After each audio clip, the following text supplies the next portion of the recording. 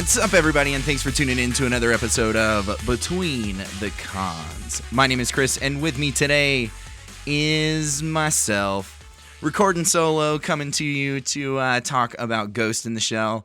Apparently, none of the other co-hosts wanted to see it, so here we are, and I hope you enjoy your time. Anyways, really quick before we get started, big shout out to everybody that has hit us up on the internet this week. Everybody that has left a review in the iTunes store. We appreciate those things. You guys know. So keep doing it. Keep doing those things, talking to us, hanging out, and all that good stuff. But, like I said, I'm here to talk to you about Ghost in the Shell. So we're going to get right into I am going to get right into this roundtable. Chewie, we're home. Live long and prosper. We don't need roads. We'd like to shoot the monster. Could you move, please? So, I realized that recording by myself, it doesn't really necessarily need to be a round table as much as like a stool in a corner.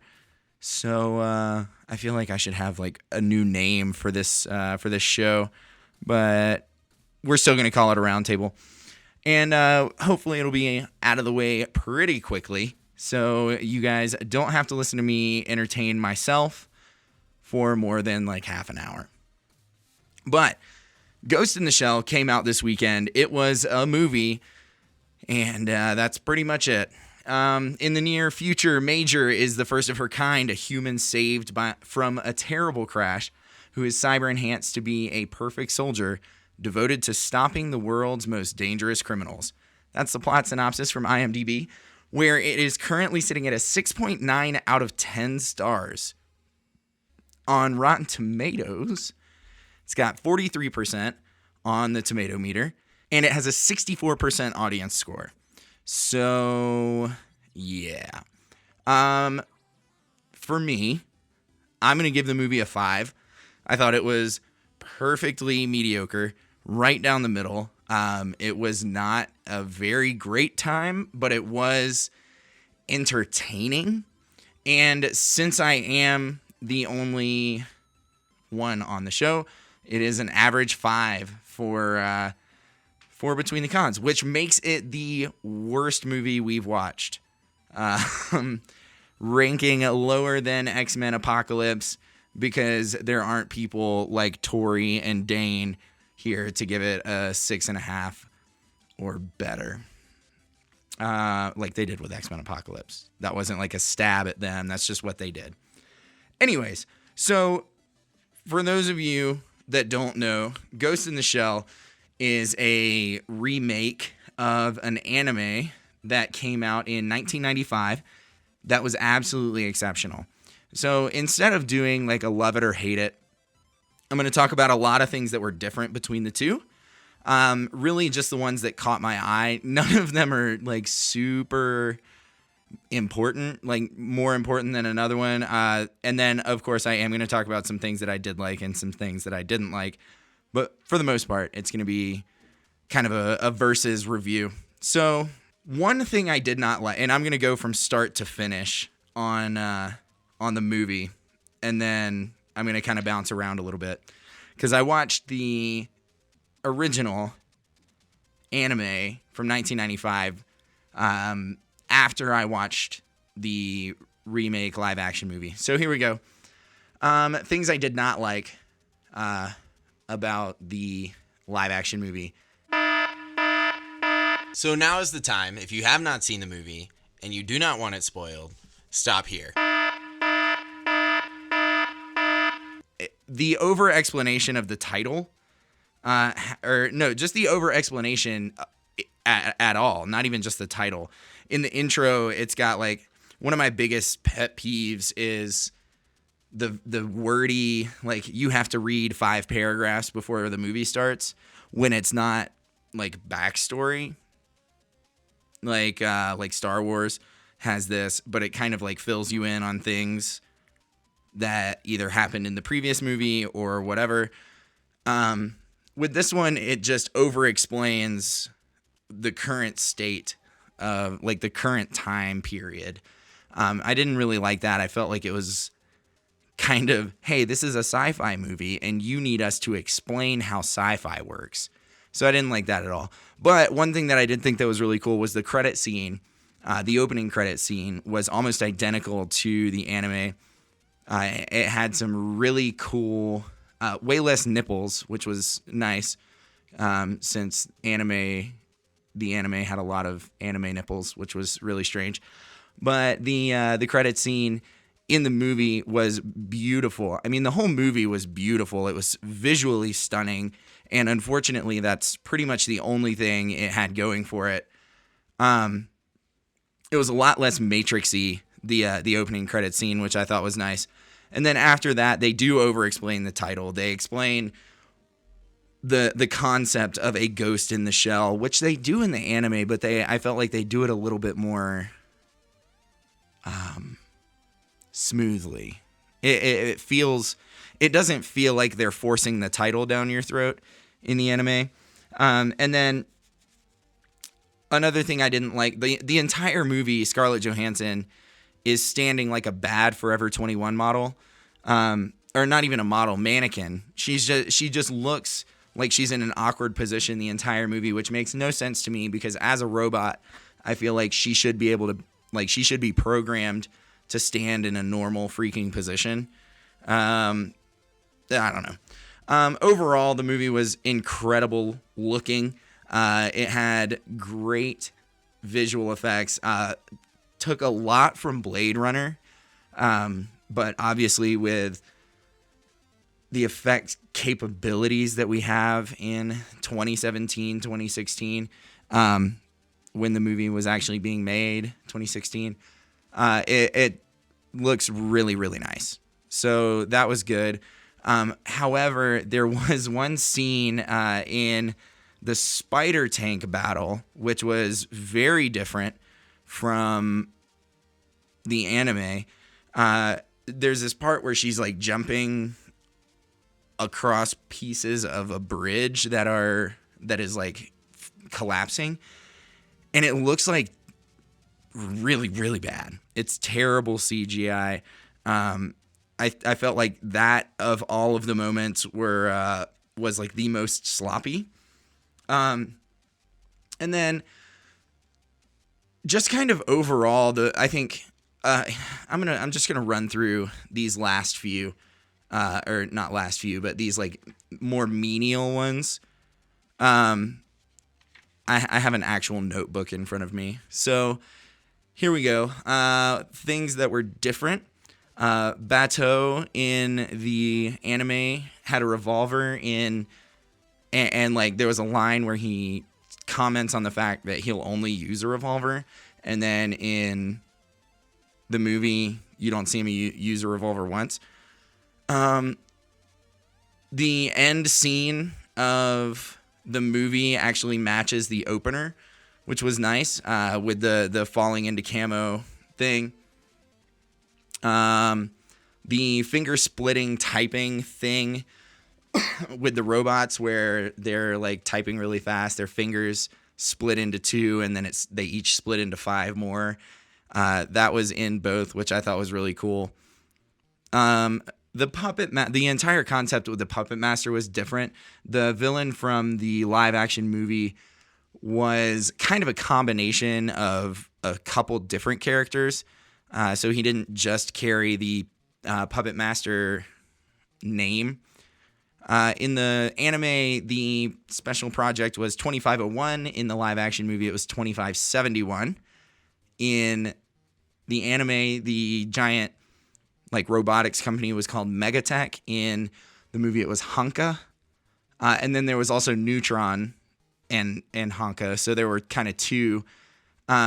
Whereas in the movie, they're both movies, Chris. In the anime, you have a lot of it. We'll come back to this one. One thing that they did really different with Bateau is they started him out with like his regular eyes and then provided a backstory for how he got the cybernetic eyes, which was really neat. Like I said earlier, there was a spider tank scene in both, but it was very different. Except that in both of them, Major did actually rip her own arms off in trying to like break it. In the anime, she didn't break it, and in the live action movie, she did break it. So the deep dive where she actually dives into another robotic android person thing. In the anime, she dove into the puppet master. In the movie, it was a geisha bot. And then kind of the biggest difference was the overarching theme of the movie. And this is like where I want to spend the most of the time for this episode, which isn't even going to be very long. But I thought it was really interesting. The anime is very, very concentrated on the future. Major, like with like this glitchy triangle, the logo. So, but from the beginning of the movie, she's having these glitches where she's seeing this tiny little shack house thing on fire, and it's never really explained what that is. It doesn't explain it until much, much further in the movie. And it's all this concept that she was kidnapped when her and actually a bunch of other people her age were kidnapped, and they were turned into experiments for this program where they were taking their human brain and putting them in this robotic body. But the whole thing is concentrating around her figuring out her past, and she actually meets her mother at one point during the film and goes back to her old apartment. And then at the end of the movie, it kind of shows like her mom like taking all the plastic off of the furniture in her room. So it's really strange, but it also has another major difference in the overarching concept of the movie, where the anime is concentrating a lot more heavily on the dangers of technology and what can happen if we put too much into advancing tech. But it also puts like, it gets a little meta and starts talking about like becoming a part of everything through technology. So it's like we almost get consumed by it. Whereas the movie, it puts a lot more concentration on like corporate greed, where the villain is not necessarily the equivalent, like the puppet master equivalent in the film, but it's more the Honka Corporation. And it, like, at the end of the movie, when she starts to like go off on her own and do her own thing, they send one of the spider tanks after her, and they like kill one of the doctors that helps her escape. And it talks about how they used kidnapping, and they were testing, like, killing people to try and experiment for this project. And it's crazy. They say that the Major was the 99th attempt at this project, and it was successful.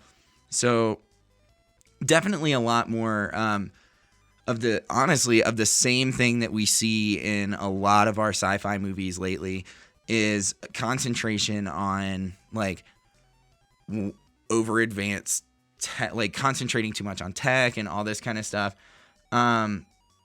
Where and the movie or the live action, it kind of, for the ending, it kind of just makes it seem like, okay, she figured all this stuff out about her past, but honestly, like, she's okay now, so it's all fine.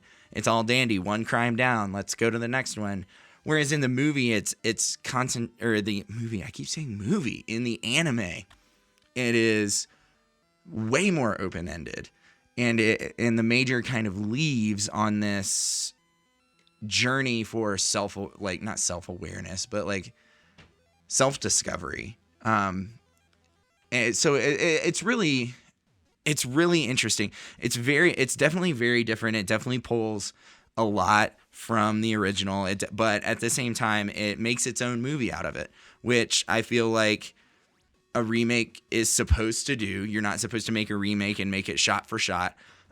But there are some shot-to-shot scenes, and I think that's great because it does fan service, especially for an anime that was so popular. But overall, the movie was decent. I would not say go see it in theaters unless you just are hankering to see all these visuals in 3D. It would be worth it then. Other than that, it's a good, entertaining film. You can watch it when it comes out on DVD. But if you don't watch it at all, you're not really missing out on anything either. I would say if you're going to watch anything, watch the anime because it's excellent. This, however, is just kind of meh. So yeah, that's my review for it. But that's everything for today. However, I have a couple of announcements. Announcement number one, we have talked about a couple times on the show, the Slow King. And if you don't know what the Slow King is, you can check out betweenthecons.com/news, where we posted, I think a month ago about it. What it is the essentially worst host on the show. And we pick a handful of things and make them do it and be embarrassed by it. But what we're going to do is we're actually going to pick some things and then we're going to put them up on our Facebook page and we're going to have you guys vote on them. So make sure you check out our Facebook page, facebook.com/betweenthecons.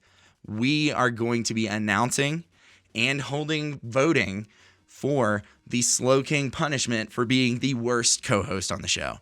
Now, that being said, make sure you check out all of our other social media sites as well. We're on Twitter, Instagram, Snapchat, all the good places, everywhere everyone wants to be. Check out our website, betweenthecons.com, where you can stream our episodes online and link out to all those social media sites. And then, if you like our theme music, check out Afixa, because he's awesome. And check out Coyote Kisses, who does the Roundtable theme. And finally, make sure you guys tune in on Thursday, because we're going to be back. We're going to be talking about the latest and greatest nerdy news, and you don't want to miss out. So you guys have a great week, and we will talk to you on Thursday.